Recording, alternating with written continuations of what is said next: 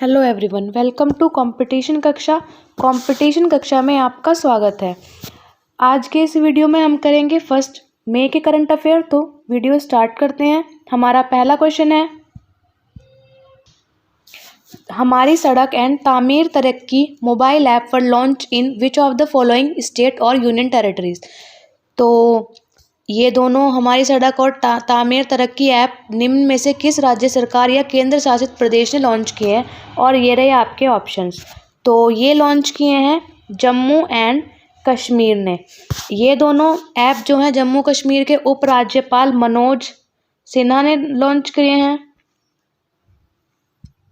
हमारी सड़क mobile app पे आप अपनी शिकायतें दर्ज करा सकते हैं सरकार में, और तामीर तरक्की ऐप पे आप कोई भी सरकारी काम है या योजना है उसकी जानकारी ले सकते हैं।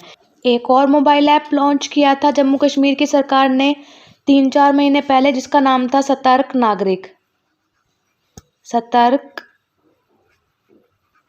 नागरिक।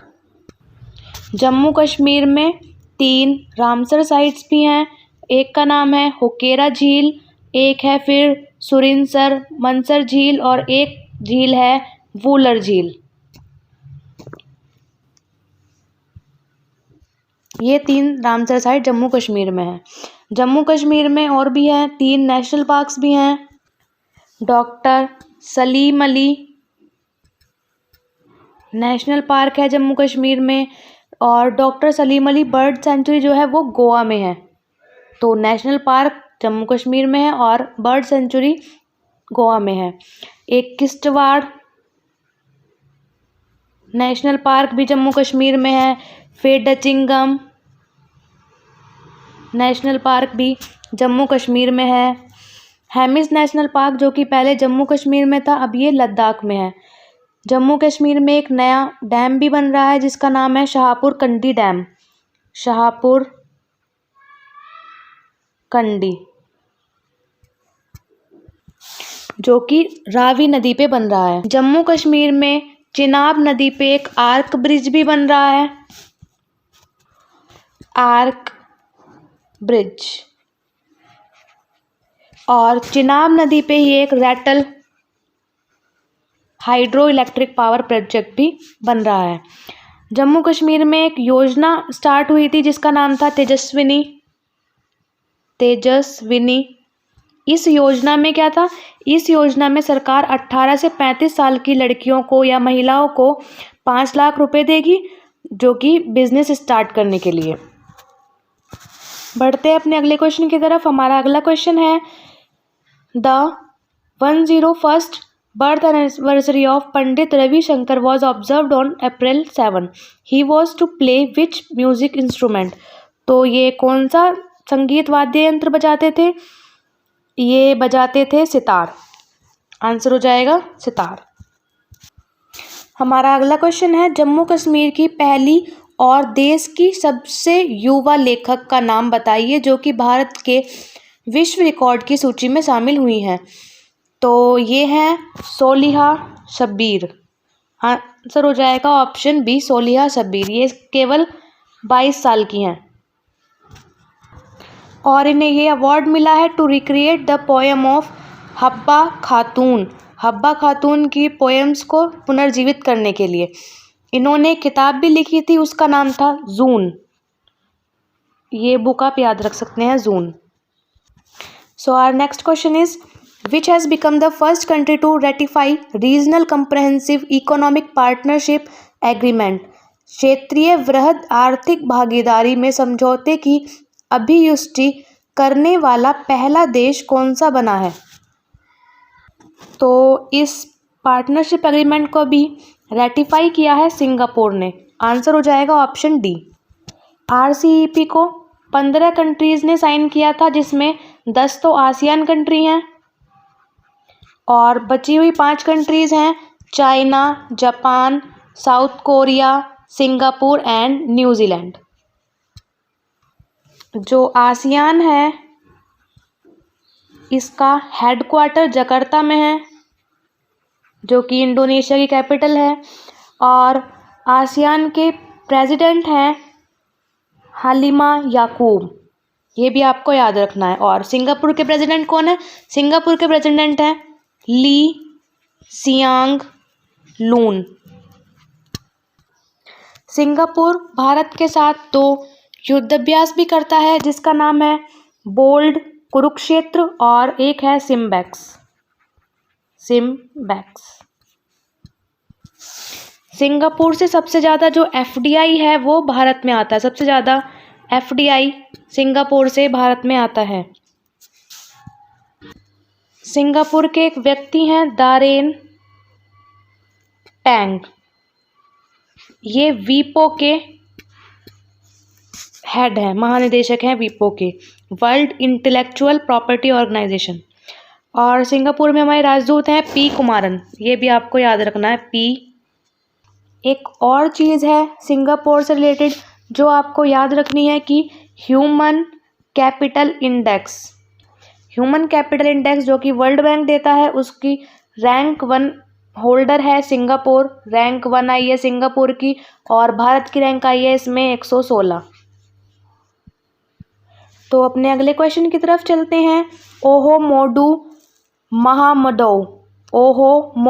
महामडो has become the prime minister of which country. ये किस कंट्री के प्राइम मिनिस्टर अभी अभी बने हैं?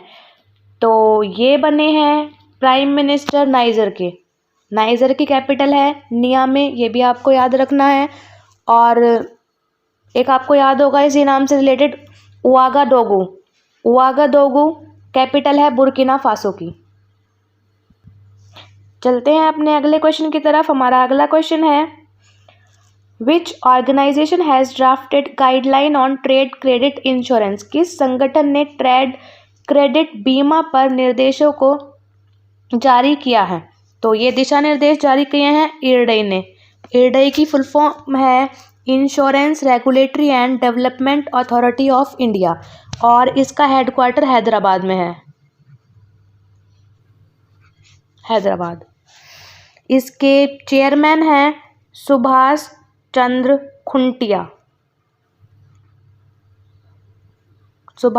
खुंटिया इसके चेयरमैन। 3 इंश्योरेंस कंपनी है जो घरेलू रूप से हमारे लिए इम्पोर्टेंट है इंडिया में। वो एक कंपनी है उनमें LIC, फिर एक है GIC और तीसरी है NIACL। ये 3 कंपनी इम्पोर्टेंट है। LIC के चेयरमैन कौन है? MR कुमार। GIC के चेयरमैन हैं देविश श्रीवास्तव, और NIACL के चेयरमैन हैं ताजेंद्र मुखर्जी। फिर IRDAI ने 3 कमेटियां बनाई हैं। पहली कमेटी है अनजान दे कमेटी। इस कमेटी में क्या है? इस कमेटी में ड्रोन इंश्योरेंस के लिए बनाई थी ये कमेटी। फिर दूसरी कमेटी है प्रवीण कुटुंबे कमेटी। इस कमेटी ने ही कहा था कि हमारे घरेलू रूप से 3 इंश्योरेंस कंपनी ज़रूरी हैं, LIC, GIC और NIACL। फिर तीसरी कमेटी है P उमेश कमेटी। इस कमेटी ने साइबर सेफ्टी के लिए कुछ कदम उठाए थे और साइबर सेफ्टी के लिए कमेटी बनाई गई थी। फिर LIC ने एक पॉलिसी निकाली थी जिसका नाम है बीमा ज्योति। इसमें आप मिनिमम 1 लाख तक का बीमा करा सकते हैं, और मैक्सिमम इसकी लिमिट कोई सेट नहीं की गई थी। मैक्सिमम आप कितने तक का भी बीमा करा सकते हैं, और इसके लिए आपकी एज होनी चाहिए 90 डेज से 60 ईयर्स के बीच में। फिर IRDAI ने भी कुछ योजना स्टार्ट करी थी जिसका नाम था लघु उद्यम सुरक्षा योजना। इसमें आप 5 से 50 करोड़ तक का बीमा करा सकते हैं, और एक था सूक्ष्म उद्यम सुरक्षा योजना। इसमें आप 5 करोड़ तक का बीमा करा सकते हैं। तो अपने अगले क्वेश्चन की तरफ चलते हैं। हमारा अगला क्वेश्चन है हाल ही में आई एक रिपोर्ट के अनुसार किस राज्य में पर 1000 प्रेग्नेंट वुमेन्स में 3 HIV पॉजिटिव वुमेन्स पाई गई हैं? तो HIV क्या है? HIV एक वायरस है जिसकी फुल फॉर्म है ह्यूमन इम्यूनो डिफेंसी वायरस, और एड्स डिजीज़ का नाम है जो HIV वायरस से होती है।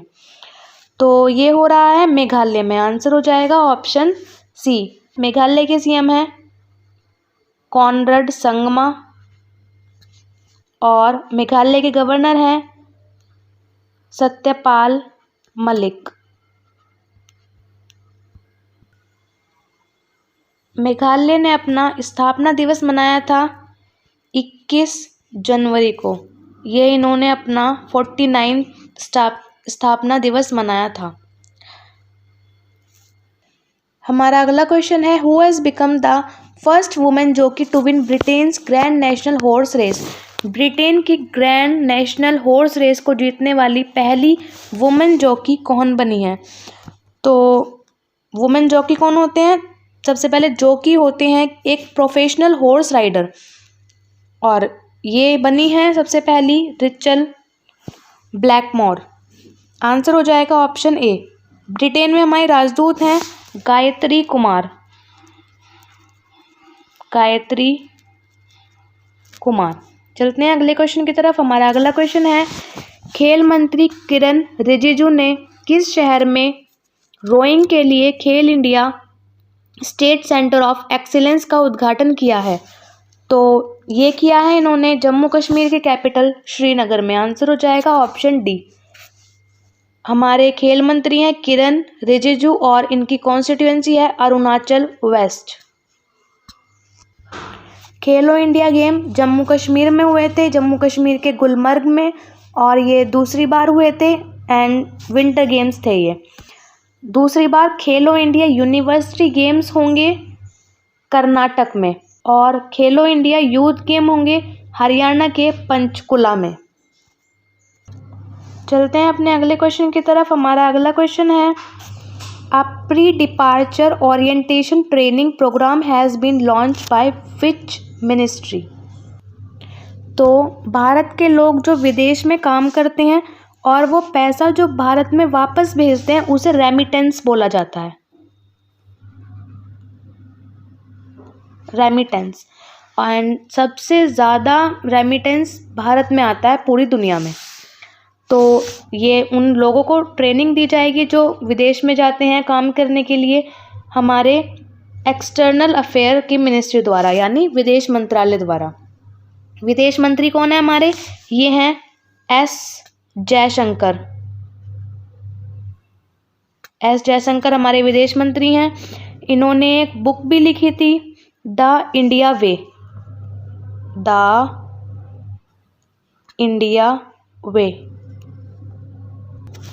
एंड रिसेंटली ये मिले थे रशिया के विदेश मंत्री से, सर्जी लॉरोव। ये रशिया के विदेश मंत्री हैं। चलते हैं अपने अगले क्वेश्चन की तरफ। हमारा अगला क्वेश्चन है, तो हमारा अगला क्वेश्चन है, भारत के साथ एयर बबल समझौते में प्रवेश करने वाला श्रीलंका सार्क का कौन सा देश बन गया है? तो सबसे पहले बता दूं, सार्क में 8 कंट्रीज होती हैं। सार्क का हेडक्वार्टर नेपाल की राजधानी काठमांडू में है। काठमांडू में है। और सार्क के चेयरमैन हैं इसाला वेराकोन। इसाला वीराकोन सार्क के चेयरमैन हैं। तो श्रीलंका बनी है ये 6ठी कंट्री जो कि एयर बबल एग्रीमेंट को साइन किया है। प्रेसिडेंट हैं श्रीलंका के कोटभैया राजपक्षी। बढ़ते हैं अपने अगले क्वेश्चन की तरफ। हमारा अगला क्वेश्चन है, अंशु मलिक और सोनम मलिक जो हाल ही में खबरों में थी, कौन से खेल से संबंधित हैं? तो इन दोनों ने क्वालिफाई कर लिया है ओलंपिक के लिए, और ये हरियाणा से हैं। ये करती हैं कुश्ती। तो हमारा आंसर हो जाएगा option B, wrestling. Vinesh Phogat तीसरी महिला हैं जो ओलंपिक में कुश्ती के लिए भारत को रिप्रेजेंट करेंगी। अगले क्वेश्चन की तरफ बढ़ते हैं। अगला क्वेश्चन है, which state has launch the crushing the curve to contain the कोविड-19 पैंडेमिक। तो किस राज्य ने कोविड महामारी को रोकने के लिए क्रशिंग द कर्व अभियान शुरू किया है? तो ये अभियान शुरू किया है केरला की सरकार ने। आंसर हो जाएगा ऑप्शन बी। केरला के CM हैं राई विजयन और आरिफ मोहम्मद खान केरला के गवर्नर हैं। अगले क्वेश्चन की तरफ चलते हैं। हमारा अगला क्वेश्चन है, किस पेमेंट बैंक ने अपना नया बचत खाता रिवॉर्ड्स 123 लॉन्च किया है? तो ये लॉन्च किया है एयरटेल पेमेंट्स बैंक ने। आंसर हो जाएगा ऑप्शन ए। ये फर्स्ट पेमेंट बैंक है इंडिया का। एयरटेल पेमेंट बैंक ने भरोसा नाम का बचत खाता भी शुरू किया था। बचत खाते का नाम था भरोसा। फिर फिनो पेमेंट्स बैंक ने भी एक बचत खाता शुरू किया था जिसका नाम था भविष्य। चलते हैं अपने अगले क्वेश्चन की तरफ। हमारा अगला क्वेश्चन है, किस राज्य ने हाल ही में लक्सर के पास 3000 साल पुराना खोया हुआ शहर खोजा है? तो लक्सर कहाँ है? लक्सर है इजिप्ट में, मिस्र। हमारा आंसर हो जाएगा ऑप्शन सी। मिस्र की राजधानी है कायरो और ये नील नदी के किनारे है। चलते हैं अपने अगले क्वेश्चन की तरफ। हमारा अगला क्वेश्चन है, La Soufriere volcano which erupted recently is located at which place? तो ये वोल्केनो कहाँ है? ये वोल्केनो है कैरिबियन आइलैंड पे। आंसर हो जाएगा ऑप्शन बी, कैरिबियन द्वीप पे है ये। और ये वोल्केनो लास्ट टाइम 1979 में फटा था, तो बहुत लंबे टाइम बाद अभी ये फटा है। एक और ज्वालामुखी है जो कि फटा था और वो इटली में है, जिसका नाम है माउंट एटना।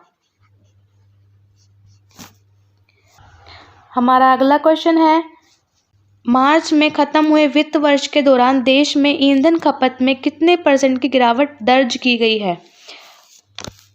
तो 1998 से ये पहली बार अब कम हुई है, वरना हर साल बढ़ती जा रही थी। तो अब ये कितने % कम हुई है? ये कम हुई है 9.1%, क्योंकि पिछले साल लॉकडाउन भी लगा था कोरोना के कारण, तो उस वजह से ये और ज़्यादा कम हो गई है। चलते हैं अपने अगले क्वेश्चन की तरफ। When is world Parkinson day celebrated? तो वर्ल्ड पार्किंसन डे जो है मनाया जाता है डॉक्टर जेम्स पार्किंसन के बर्थडे के दिन, और ये है अप्रैल 11। आंसर हो जाएगा ऑप्शन सी। फिर राष्ट्रीय सुरक्षित मातृत्व दिवस भी मनाया जाता है इसी दिन, नेशनल सेफ मदरहुड डे। ये कस्तूरबा गांधी का बर्थडे था। और 13 फरवरी को एक और इम्पॉर्टेंट डे मनाया जाता है जो कि नेशनल वुमेंस डे है। ये सरोजनी नायडू के बर्थडे पे सेलिब्रेट किया जाता है। तो ये था हमारा आज का वीडियो। मिलते हैं अगले वीडियो में। Thanks for listening.